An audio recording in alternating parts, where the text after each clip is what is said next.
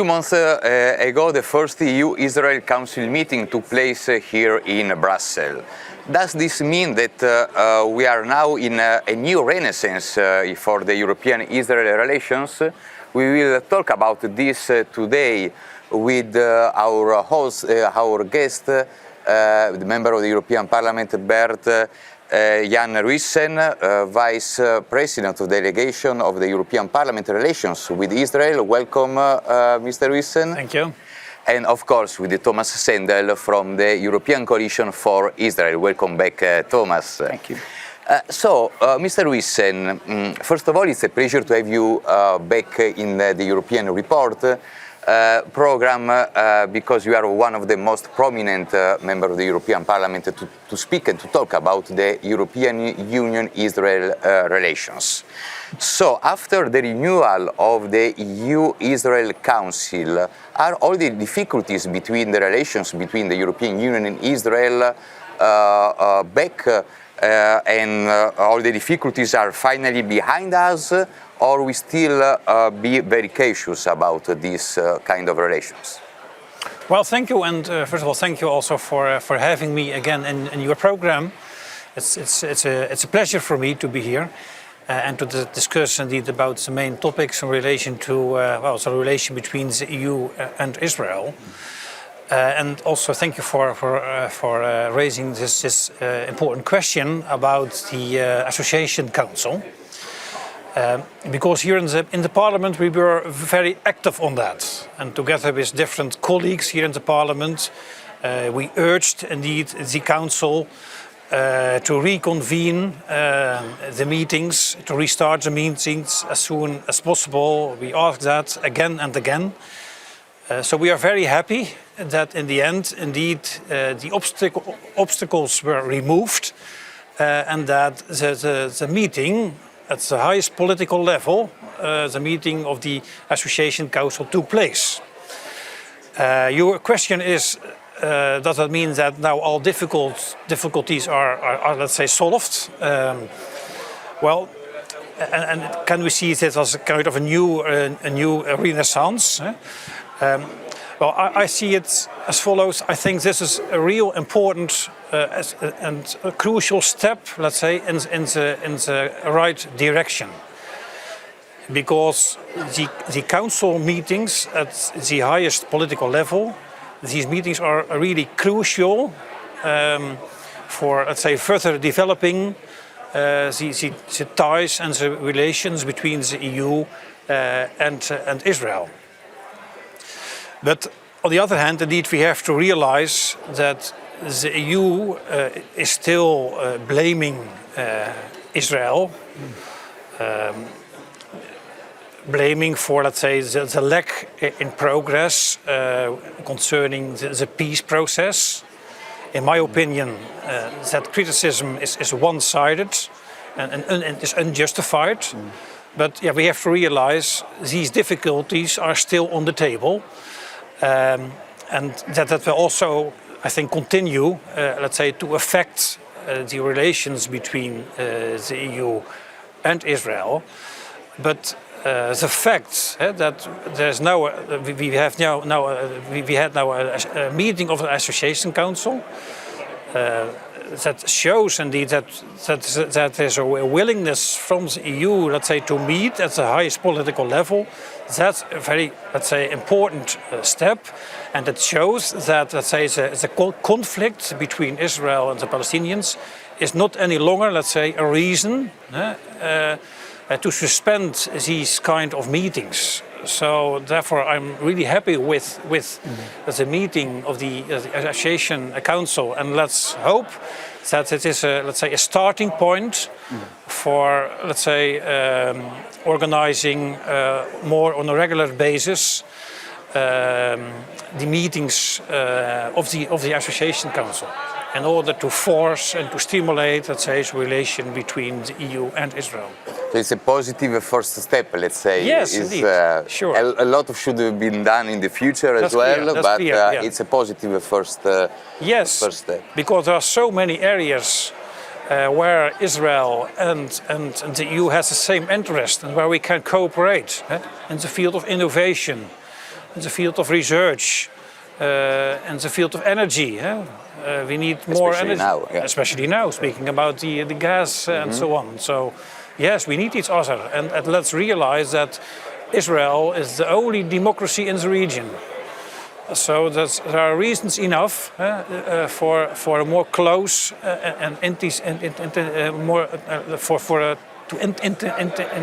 stronger relations. Yes. Yeah, with Israel. Yeah. Thank you very much. So it's a positive first step. But Thomas, while we are meeting here at the European Parliament, there are negotiations for the formation of the new Israeli government. Led by Benjamin Netanyahu, one of the most long-serving prime minister in the history of Israel. There are some already red flags risen by someone for his appointment, etc. What do you think should be the EU's lines towards the new government of Israel? Should the EU raise the voice, or should, in any case, collaborate with Israel? Well, thank you again. It's good to be in such good company, and thank you, Bert-Jan, for all your great work that you are doing to promote EU-Israel relations. I'd like to say a few words also about the EU Association Council, if I may, and then come back to the question. Next year will mark two very important anniversaries, which are of relevance also here in this building. One is obviously the 75th anniversary of the Israeli independence. The other is the 50th anniversary of what could be described as the first time that the European Union or European community at the time agreed on a common policy towards the Middle East. On the 50th anniversary, it's very sad to realize that when the European member states finally came to an agreement, it was under circumstances where they didn't have any other choice. This was the Yom Kippur War, this was the oil embargo. So very, very quickly, as an only way of avoiding an economic crisis in Europe, they said, well, let's throw Israel under the bus, and let's see to our self-interest. And I think this is the starting point when it comes to EU relations towards Israel, and it's a very sad and unfortunate way of starting relations. The second point is to look at the 75th anniversary. When we and Bert-Jan can attest that the 27th of January is a very important date in this parliament. It's the Holocaust Remembrance Day. We mourn the loss of 6 million Jewish lives during the Holocaust, and the EU should have kudos for giving this day such prominence. But I think there's another date that should be given equally prominence, and that is the 14th of May in the Gregorian calendar, which is Israeli Independence Day, because there is a distinctiveness with the Holocaust that we have acknowledged, but there is also a distinctiveness with what followed only 3 years later, that Israel, the Jewish people, after 2,000 years being scattered around the world, finally could find their safe haven. This should be celebrated here in Europe, in the heart of Europe, on the 75th anniversary.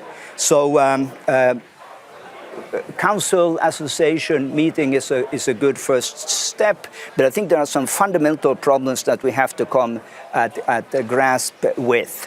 So sorry to going it's back. A good point. It's an interesting point. Yes. But looking at the current government again, I think this is of course part of a general trend in the Western world.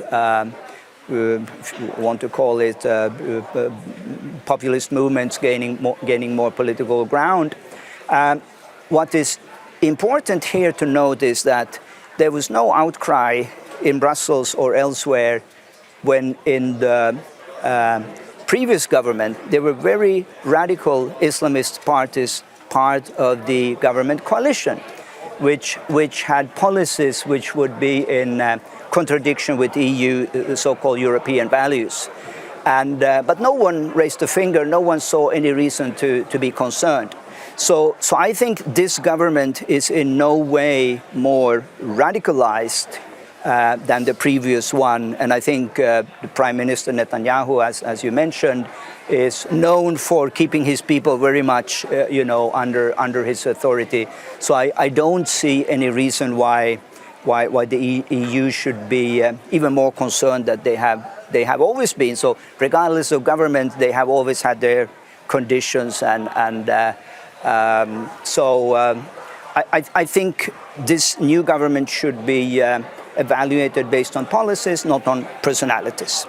It's a good comparison between someone already blaming the new Netanyahu government without this took already place, was already into place, but almost no one criticized the past government where there were some reason of concerns. Why the European Union didn't blame the past Israeli government when there were some party that were very close to Islamist factions? I think speaking about, let's say, the former government in Israel, I think one of the positive elements the EU saw was the fact that, let's say, different political parties with a different political background work together. Also parties who represent the Arab community. And that was, I think, a positive element of the former coalition. Speaking about, let's say, the new government, I think it's important, let's say, to judge a government not just based on assumptions, but we have to judge a government on his actions. So let's see what the new government will do and what the new government will bring us.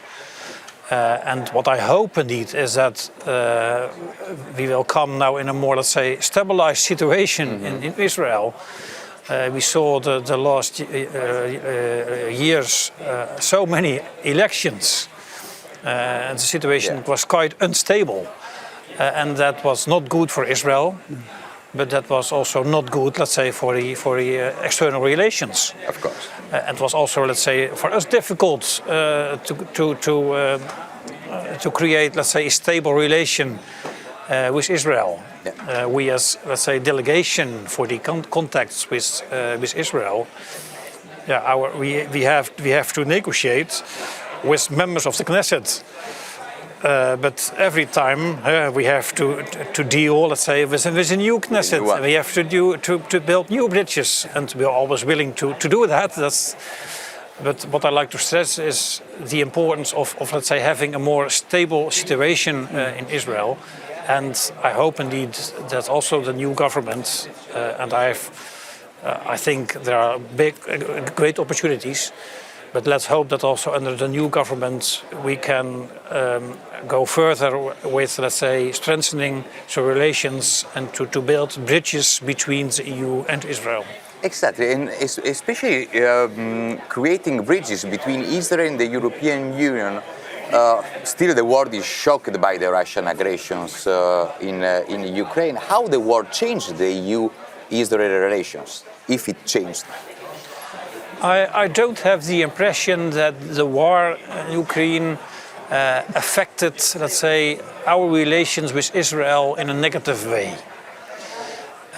On one hand, indeed, I saw some criticism because Israel still has ties and relations with Russians. On the other hand, what we saw is that Israel provided a lot of support for the Ukrainians, humanitarian aid and so on. And well, for some countries, it's quite, let's say, easy to take a clear stance about the situation. We have to realize that for Israel, the situation is more complex. We have to take into account the historical backgrounds. We have to take into account the specific interests. We have also to take into account the regional security situation in the Middle East. In order, before we, let's say, judge Israel, let's say, too easy in in their position and thinking and considering about what's the right position for Israel in this conflict. Yeah, thank you. You want to comment on this? How it changed the? Yes, it's true. There has been criticism, and I think there are concerns, of course, inside Israel. One would like to do more. One would like to help, but as Bert-Jan is pointing out, this is also a situation which, I mean, we have to remember that Israel is not Sweden, it's not Belgium.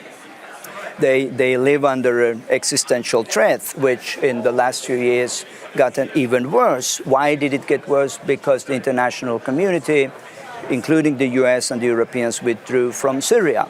So now you have, in fact, the Iranians with full access to Syrian territory, and the Russians controlling the airspace. And of course, the Israelis are balancing on a sharp edge. How can they, on the one hand, show their solidarity with the Ukrainians? How can they, on the other hand, look after their security interests? And I think the word that comes to mind for me is reciprocity. So if there was, looking back at the last 75 years, and we could say any time that Israel was in danger, the international community was there to support them. If this was the case, I think Israel would look differently at the current situation in Ukraine. But we know war after war after war, Israel at the end of the day had to stand up for themselves. And I think this is very deep in the Israeli psyche, and you don't leave anything to chance. Having said this, we also have to take into account that there are many other democracies in the world who have taken more or less distanced themselves from the conflict. I think that is regrettable, but that is a fact. We're looking at India and other countries in the region. So Israel is not the only country to have taken also their national self-interest into account. That's a good point. Thank you very much, Tomas. So, moving from war to peace, the European Union always has been the place of the peace, while the Middle East always the place of unstable areas, unstable regions, and many conflicts, actually. So that's of course that brings us to speak about the Abraham Accords and historic opportunities to bring peace in the area with the normalization between Israel and the relations between Israel and certain states of the area, the region. Why do you think that the EU missed this historic opportunity to put forward its soft power to bring peace in the area? What the EU could do more to bring peace or to implement the Abraham Accords, for example? Yes, again, I said it before on this show, and I say it again, that this was a missed opportunity for the Europeans, and there's a lot of catching up to do. But again, I don't want to be hypercritical of the European Union. We have always applauded the work that is being done to combat anti-Semitism, not only in Europe, but around the world.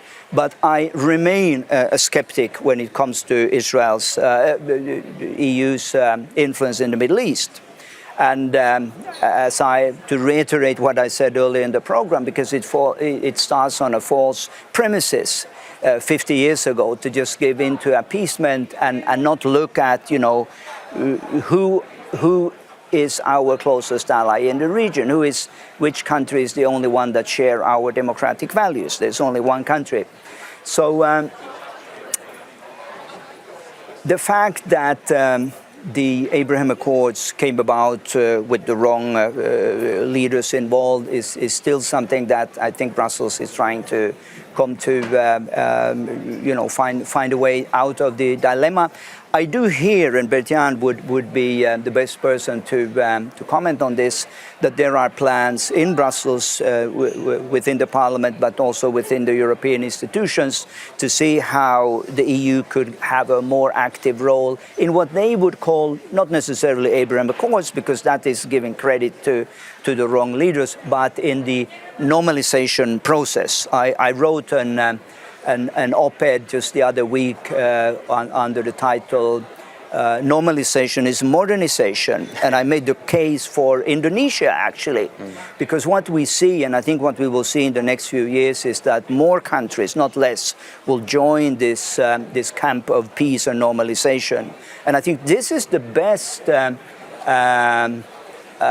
precondition for seeing a breakthrough in the negotiations between the Israelis and the Palestinians. If we see more people, more countries being part in this normalization process, at the end of the day, the Palestinians will just have to join in, and that's, of course, something that we all hope for. Yeah. Mr. Ruissen, what the EU should do more to reach stability in the area? Should the European Union change the name to the Abraham Accords? So how the EU could use its soft power to reach peace? It is a word that a lot of people are using, but not a lot of people are doing something to reach it. Yes, well, Tomas was talking about a normalization of relations. I think that's crucial. Huh? The first thing. That's the first things we have to do. The old narrative of the EU is always without peace with the Palestinians, peace in the region is not possible. That's the old narrative. But the Abraham Accords shows that this narrative is wrong, because these countries, also the Arabic countries, has shown that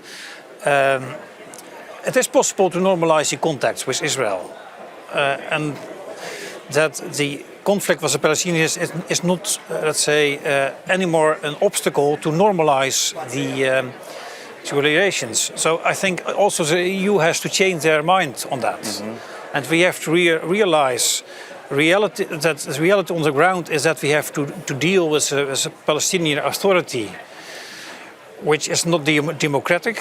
The state is not viable.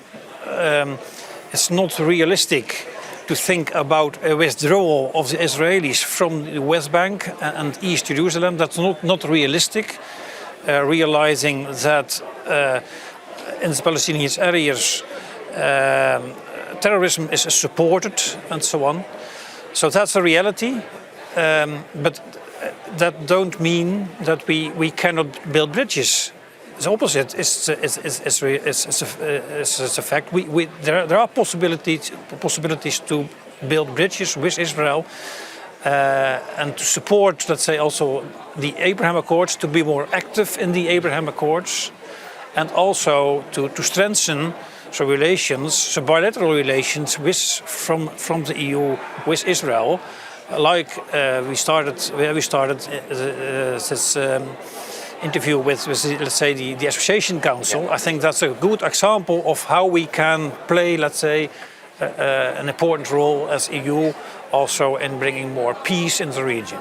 Thank you very much. So there is still room, so there is still hope.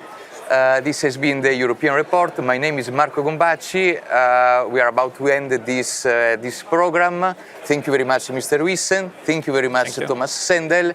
See you next month, and Merry Christmas and a Happy New Year. Thank you very much. And Happy Hanukkah. Happy Hanukkah, of course. Thank you.